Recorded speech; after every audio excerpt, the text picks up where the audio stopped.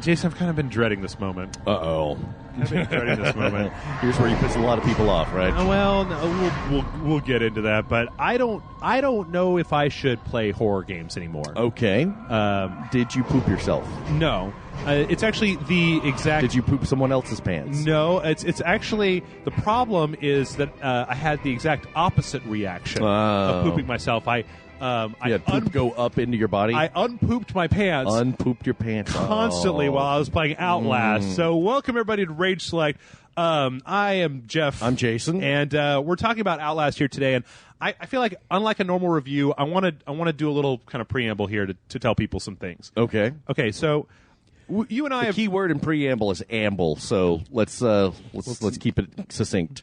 I thought ambling, that's when you just walk around for a long period of time with no discernible goal, right? The pre-ramble is what Jeff's about to do. The pre-ramble? Yes. Okay. All right, well, I just want to talk with you about this for a second. Okay. I don't really get scared many horror movies. No, that didn't work. Yeah.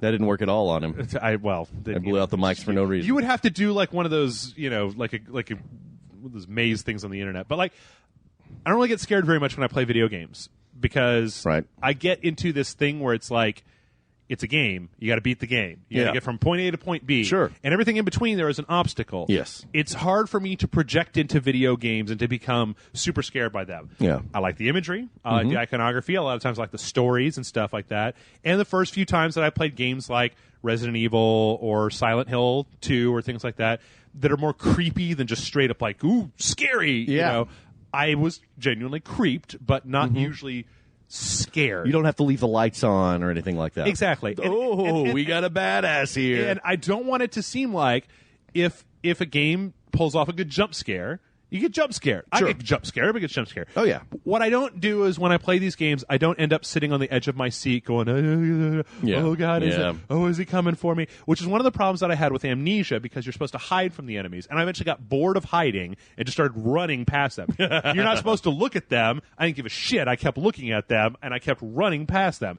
Now, a lot of people, I want to say this because there's a lot of people out there who seem to think that when you play a horror game that way, that you're playing it wrong.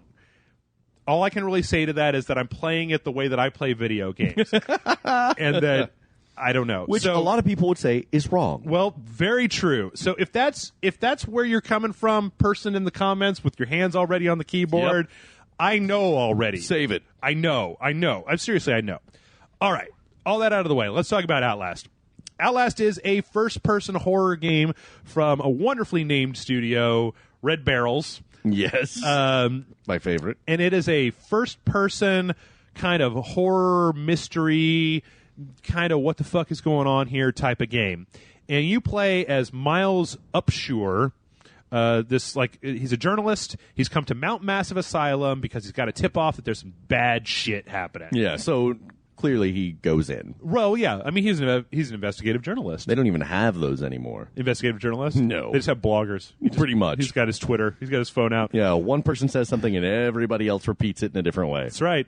So he goes there, and you show up as this character, and he has a video camera with him. That video camera has a night vision filter on it and a zoom. He can walk, he can run, he can jump, he can get into lockers and underneath beds. And that is pretty much the extent of what this person can do. Okay. Now, I'm going to go off on a little humor tangent here. Here we go. But when people are like, crazy people start coming at you, I don't care how much of a pacifist you are. When somebody with, like, it looks like they're going to try to, like, rape you and eat you at the same time. You clock the son of a bitch. Pick up something heavy and hit them in their balls. You know? Hit them in their balls with your feet. Like, use anything to hit the balls. To hit the balls. Find a way to attack the balls. Right. Like, at a certain point, I don't know. I know you're scared and everything, but, like, I don't care how crazy you are. Getting hit in the balls really will focus your attention. So, suffice to say, after a few minutes, Miles manages to sneak into this asylum, and there is some absolutely nutty banana shit going on in there. Yep. There's experiments. People who don't like Breaking Bad. There's people who don't like Breaking Bad. There's people who have never seen The Wire. God, I'm going to get committed to Mount Massive, aren't I? There's people with no hands. There's people with no pants. There's all kinds of people in this place, and they're pretty weird and they're pretty messed up. And not too long after you go in there, Miles makes a series of decisions which I'm afraid can really only be described as dumb. Because when you break into a mental asylum and there's nobody there and there's just like big streaks of blood on the walls and like crazy people all over the place, you leave. Yeah. You don't stay. You call the cops with your cell phone and you leave. Mm-hmm. All right, whatever. If you left, there would be no game. I understand. Sure. Yeah. So from there, pretty shortly into the game, the X's kind of get closed down. The crazies are running the asylum, and you are now set to survive in this environment amidst all of these insane people. And there's really, to be honest, there's only a handful of antagonists in this game. There's maybe 1, 2, 3, 4, maybe 5 different sorts of enemies. Not much at all. There's a couple of kind of like big crazies that you'll encounter numerous times, kind of pyramid head style, and then there's some generic, like these guys chase you around and they want to kill you and stuff, and you encounter a few kind of carbon copies of them throughout the game. But what you're mainly doing in this game is you're walking around, you're looking for documents, you're trying to find out what happened here, and you're trying to figure out a way to get out. And so if you have you have your camera up and you're looking at something, you'll get a note where Miles will say, like, comment on the crazy fucked up situation that he's in. And then you'll have long stretches of the game where you have dark areas where you have to turn on the fucking Paris Hilton night vision on your camera. Yeah. And use that to navigate these areas, which, I will be honest, is incredibly effective when they make you do this. Sure. Because it's grainy, it's washed out, you can't see stuff. It's real easy to get ambushed and to get jump scared in your face. It's the Wreck effect, not to be confused with the 90s band Rexon effect. Yes. So there's plenty of places that do that, and they do it very well. The problem kind of comes in that is in how the game deals with what happens when you are on the receiving end of the crazy. Sure. Because this game has kind of your every video game that's out there style. You get hit, and your vision starts to blur a little bit, but if you stop getting hit, then your vision comes back. Right. And that's the measure of your health. Of your health, right. And there are some enemies, like some of these big bads, that if they catch you, they will insta-kill you. Yeah. But for the most part, like some of the lower tier guys, they'll hit you. And so, and this is kind of where the problem comes in, is that what the game wants you to do is creep around behind these bad guys. Yeah. And like wait for them to go down this hall, and you go down this hall, and you do, and then oh shit, they're coming, I'm going to hide in a locker, and then he opened up the locker right next to me, but he's leaving now, and everything's cool. Right. I found it equally effective to just run at top speed because there's no stamina to keep you from running at top speed forever. And so if you're running at top speed and there's a guy and he's literally right behind you, but you keep running in a circle and you kite him around the environment and stuff, you don't, it doesn't, like, you don't have any reason to hide. You just run at top speed for the objective. You hit the objective, kite this guy around until he loses you, and then you run, and then you hit the second objective. I have a brilliant idea for a horror game like that. All right, tell me. Not a joke. Yeah. Put the protagonist in a wheelchair. To be honest, I didn't even think about it until we started recording this review, but what I just said, if there had been a stamina bar. Oh, yeah. If there had been a bar so that when and I'll be perfectly clear here, it is entirely possible on higher difficulty levels that there could be a stamina bar, and I don't know it. Sure. I played the game on normal. I found it to be pretty easy, but once again, it was mostly because there was nothing to force me to play the game the way that they wanted me to, and I know a lot of people are going to have a problem with this, but like, at a certain point, the scariness of the asylum and the inmates wore off. Yeah. And it became easier with the liberal checkpoints. It became easier to just play the game running around like a crazy maniac going, whoa! Yeah. You're only cheating yourself there, Jeff. Sort of, yeah. But once again, it comes back to that whole thing of like, I'm waiting in a locker. This crazy guy is in there. He's opening up the lockers. Okay, he might open up the locker that I'm in, and then he's going to hit me, and then I'm going to run, and I'm going to get under a bed. Yeah. And it kind of became a little monotonous just in the fact that there were really only a few things that you could do in that game. Yeah. Now, that being said, I feel like the story of this game is great. Okay.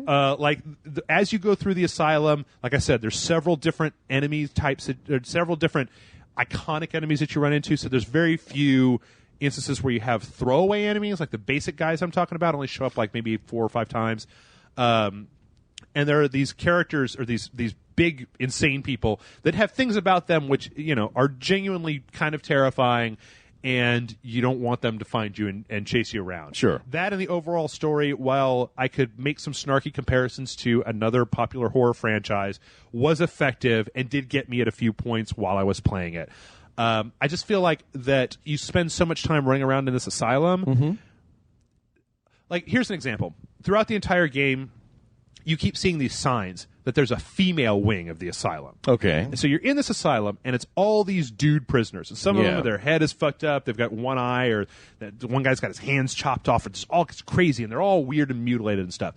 And at one point, I'm wandering around outside. I go into a door, and it's like female ward, and I'm like, oh, shit. There's a whole new bag of crazy in here for me. Yeah. It's them. It's the bitches. Bitches be crazy. Bitches be crazy now. That's what it said on the ward. That was the motto on the sign of the ward. Yeah, that was on their seal. Mount Massive Female Wing. Bitches be crazy. That's right. But you know what? There aren't any.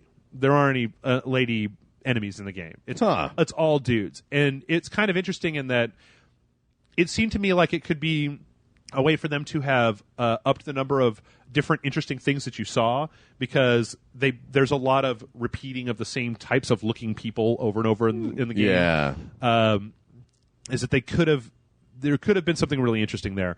But I don't even want to knock the game for that. All I want to say is that if you play the game as you're intended to, and if games can continue to scare you for because the game is only about 4 hours long. Okay. So if you can keep up that level of being afraid when you're playing a game, I'm sure that this is incredibly effective. There's some nifty little touches in there about when the character gets up against a wall, he puts his hand up, makes you really feel like you're there with him. I do have to say that the night vision on your camera is it's got a battery that discharges. I never got below 4 spare batteries. Okay. Because if you use that or if you use it sparingly, it never seems to be a super big deal. So maybe in higher difficulties, the batteries are a little bit harder to come by? Very possibly. Okay. There could be fewer, and they could come less often. So that mechanic to me seemed a little bit weird. I don't know. It just seemed to me at certain points like they were the game was at its best when it was being super original, and then there were parts of it that felt like they were a little bit more filler, because you're just wandering around in this one area trying to find something, or you're going from point A to point B. And if it could have been just streamlined a little bit, I feel like it would have been able to just keep the hits coming, and not have me wandering around talking to people. Yeah. Also, if they could have just addressed why I won't pick up a piece of wood and hit somebody in their fucking brain with it, I would have been happy with that. I really think horror games need to evolve, and I think they might be on the cusp of that, because we've seen some games, particularly indie ones like Gone Home, where they're very subtle and they build a palpable sense of dread. Yeah. Because I don't know, I didn't play Outlast very much. I didn't play Amnesia 2 very much. I didn't get a chance to play that either. But it seems to me like, I don't know, to bastardize an old quote from, I think, Aristotle, it's like, if everything is scary, nothing is scary. And I think there needs to be a little bit more restraint, a little bit more artifice, and someone who really knows how to make a scary movie. But maybe I'm just maturing to where, stuff like that, like goofy rawr stuff doesn't really get to me anymore. For me, it all comes down to, you say Aristotle, I say Hideo Kojima. A Hideo Kojima quote where he said that in his games there was a lot of goofy humor that crops up from time to time. And he said the goofy humor is there to give everybody a way to laugh and to bring the tension level down. So it's like a relief. Bring it back up. Like a relief using comedy. Yes, exactly. Or a comic relief. Oh my God. You could call it. Or just, I guess it would be like in Left 4 Dead, when you get to the safe room and you have very much that feeling of just like, right. Because there's a difference between being in here and being out there. Yeah. And in this game, it was always being so scary that I never really felt like there was a good time to deflate. Yeah. And that because of that, I couldn't keep my scary level up here. And my tension level had to come down. Yeah, it's difficult to maintain that level of intensity. Yeah. And it feels to me like this game might be a little bit dated in its technique. The thing is that to me, it's what it really comes down to is it's another thing that I've talked about from time to time. I don't know if I've ever talked about it on the mic before, but it's the ability to be scared and to scare yourself. Yeah. like I spent a lot of time watching a lot of fucked up movies and playing, weird games and shit like that, to the point where I have become very inured over the years to the idea of scary monsters.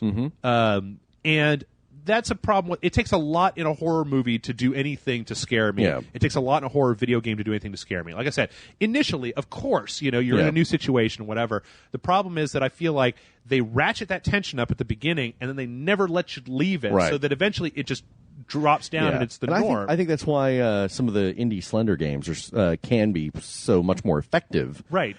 Because they're very quiet. But here's an interesting thing: is you think about the original Slender game, right? Yeah, like. After a while, if you play, the first time you play the original Slender game, sure, it's creepy as fuck. But after a while, you're going to be figuring out the way that the game system's working and wandering around. And Slender Man's not going to be scary. You're going to be like, I'm going to look at him, whatever. You got a thing on your head, whatever. So I feel like if you're the sort of person who enjoys these sorts of games and gets into them, I feel like this is going to be an excellent, excellent game for you. Okay. It's only $20. Like I said, it's between 4 and maybe 6 hours long. I didn't play it on any higher difficulty level, so I don't know, but it looked good. Everything was very much, it was modeled very well. It looked very good. It ran really well. Like I said, I did have to turn down the motion blur a little bit at the beginning, which I never have to do in video games, but it was so prevalent that when I was just moving the camera back and forth, I was actually starting to get a little weirdly nauseous, and I was just like, I got to turn this down. So I said I cut it back by about 20%, and that was fine. The infrared lighting effects are really cool, and like I said, there's some interesting twists in the story that by the end of the game I honestly didn't see it coming, and I feel like this also might be a game that's and stick with me on this, that it might be a little bit better to play on a console, honestly. Really? Because there's a certain level of I'm shoving my foot completely in my mouth today. There's a certain level of awkwardness that you could see with using a console, and this is not everybody has this, but for me, mouse and a keyboard, I grew up with Counter-Strike and that shit. That's a precise way to control a video game. I can do anything. Where I felt like if I had been a little bit more like getting frazzled and kind of losing a little bit of my coordination, that it could have made things a little bit different. If I could have been downstairs on my couch in the middle of the night with all the lights turned off, that maybe it was a little bit better. But this is going to be a PS4 game. And like I said 100 times, I feel like if you like horror games, there's absolutely no reason that you shouldn't play this if you have a PC to play it. As far as a rating goes, I'm going to give it 4 out of 5 because it's nice. Okay, it's a good game, and I can recognize my own dumb shit that's in my brain. So okay, cool. I want to call it a bad game. I just think it just wasn't effective to you. It wasn't super effective to me, but I can see where it was going to be something that a lot of people are going to like, especially anybody who is a big fan of the horror genre. If you like old Resident Evil or old Silent Hill or Slender or Amnesia, I don't know about Amnesia 2 because I haven't played through it, but any Fatal Frame, any of those kind of very atmospheric games that that put you in a weird place, and they use that what's going on here to good effect, you're probably going to love this game. Nice. Okay. So, that's all I got to say. So I'm gonna go get me some ribs and eat and watch I don't know, Cannibal Holocaust. Yeah, that's a perfect pairing. Yeah, exactly.